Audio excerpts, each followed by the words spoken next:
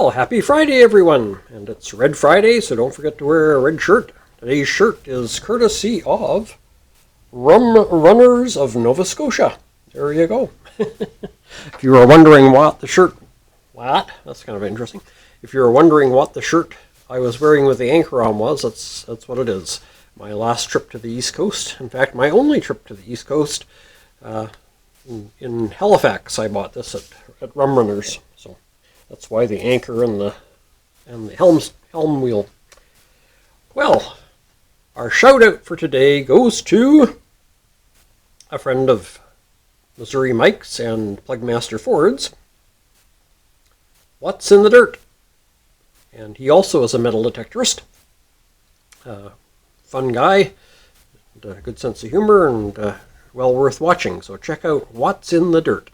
Alrighty. And now it's story time. And we're on to chapter 6 of Robin Hood. And the title of this chapter is How Friar Tuck Joined the Band. A few weeks after Guy of Gisborne's unlucky visit to Sherwood Forest, Robin Hood, Little John, and Will Scarlet set out to explore the vast woodland, hoping for adventure. The forest had been quiet of late. No one cared to disturb them. They had the place to themselves. Their larder was well stocked with fat deer and wild boar and pheasants, for the royal gamekeepers now kept well away from Sherwood Forest. There were cheeses and great tubs of butter, gifts pressed on the outlaws by grateful farmers whom they had protected from the Sheriff of Nottingham's greedy soldiers. There was plenty of money, hidden in the gnarled roots of the oak tree which was their bank. Only a few days ago they had borrowed a sack of gold on its way to the abbot of St. Mary's strong room. Life was beginning to be almost too easy. Robin did not know that even then the Sheriff of Nottingham was secretly preparing a trap for him, baited with no less a person than poor Maid Marian. Today Robin felt in a festive mood. The three men strolled through the woods, whistling and singing and idly lopping off branches of holly trees just to test the sharpness of their swords. They came to the river at a place where no bridge was to be found. On the river bank, Robin saw a fat man stretched out in the sun. He wore the robes of a begging monk, a friar, and he seemed to be enjoying himself. Although alone, he sang lustily. He stopped only to stuff a huge slab of pork pie into his mouth. He washed it down with great swigs of ale. He ate greedily and with immense gusto. Even Little John was impressed. "The fellow is almost as broad as you are long," Robin said to Little John. "I think I'll have some sport with him." And he went up to the friar and clapped him on the shoulder. The friar swallowed the wrong way, but quickly recovered himself. He took another great bite of the pork pie and helped it down with another draught of ale. Then he continued to munch contentedly. Robin toyed with his sword and tickled the fat man's belly with it. "Up, friar, up, and carry me across the river, so I shall not wet my feet." The friar looked at the sharp point of the sword, and then at his unfinished pork pie. He looked back at the sword again and sighed. "I'm a man of religion," he said, "and I accept the good with the bad. What must be, must be." And he rose patiently and bent his back. Robin climbed onto it, still holding his drawn sword. The friar plodded into the stream and waded slowly across. He went in up to his fat middle, and at last reached the other bank. He put Robin onto the ground with another deep sigh. Then, with a swiftness surprising in a man of his bulk, he seized Robin's right wrist. He seized it so suddenly that he had snatched away the sword from Robin's hand before Robin knew what was happening. "Now," said the friar, "it is my turn to ride." He brushed Robin's leather jerkin with the point of the sword. "Quick, take me back to my dinner, for I'm getting hungry again." There was nothing for it but to obey. Robin carried him back across the river, staggering under the load. The man weighed as much as an ox. Will Scarlet and Little John watched, shaking with laughter. As Robin set the friar down again, he caught him with a sharp blow under the chin, which sent the friar sprawling. "Now, no dinner yet," Robin grinned. "Back to the other bank. This time I ride again." The friar shrugged his vast shoulders and motioned for Robin to mount. He waded into the river again, but halfway across he stopped. "I fear I faint with hunger," he said, and he bent nearly double, dumping Robin well and truly into the water. When Robin had swum to the bank, he found the friar calmly finishing his pie. Robin put his sword back into its sheath and began to laugh. "Now this is the kind of monk I like," he said. "What's your name?"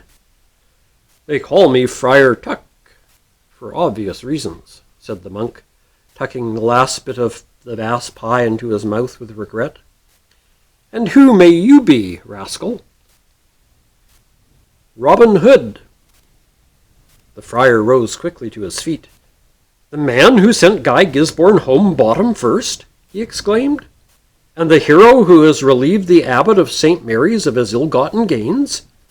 Don't say I've made Robin Hood carry me." "Well, I made you carry me too," Robin laughed. "Now you're just the kind of churchman our band needs. How about it, man? Will you be one of us?" "My holy cloth forbids me to join outlaws," said Friar Tuck solemnly, looking at his food-stained monk's robe. "What fast days do you keep in the forest?" "None," said Robin. "Every day we feast on the king's venison, out of pure patriotism, of course. Afterwards we fill in with pheasants, boar's head, jugged hares, butter, cream, and eggs.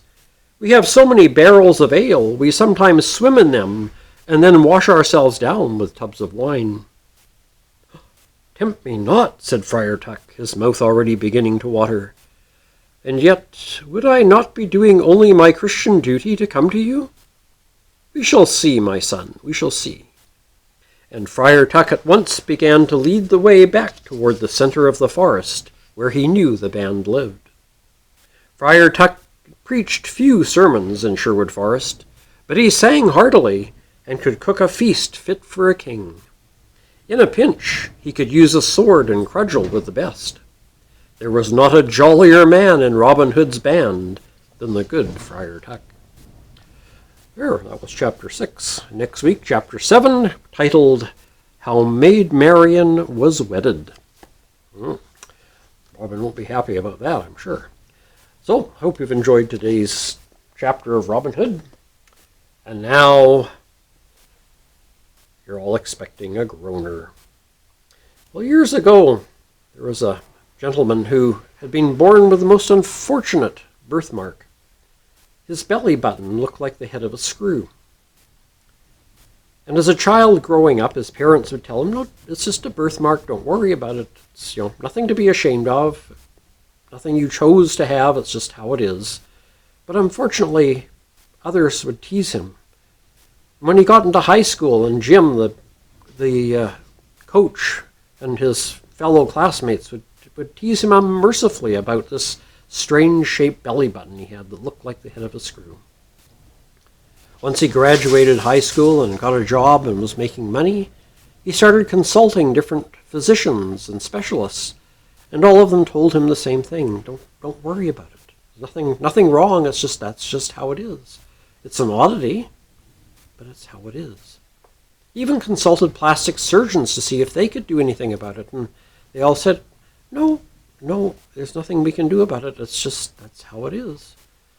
Well, finally, out of desperation, one day he was talking to a doctor that he hadn't consulted before, and the doctor said, "Well, there's nothing I can do about it, but I am aware of a wise man in India who might know how to fix the problem, or what you can do about it."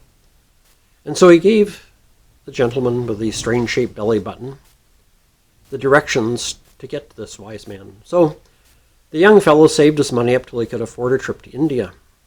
And he made his way to this wise man and got an appointment with him. He sat down, explained his situation, how since birth he'd had this belly button that looks like the head of a screw, and how it troubled him so and had caused him so much grief and misery in his life from being teased and everything else. And the guru closed his eyes and seemed like he'd gone to sleep for a bit. And then finally he opened his eyes and looked at the young fellow and said, "Yes, I can help you. On the first full moon after next spring's equinox, you must go to this place," and he drew a map. "And there you will find a big flat rock. At 10 o'clock in the evening, no later, no sooner, strip naked and lay on the rock on your back, and all will be made well." Well, the young fellow felt a little disappointed in some ways, but yet he'd come all this way for the advice. He decided to follow it. So the next spring equinox, he waited, checked the calendar, and on the night of the first full moon, he made his way to this place that the guru had told him about. And sure enough, just as the guru had said, there was a huge flat rock in the middle of a field.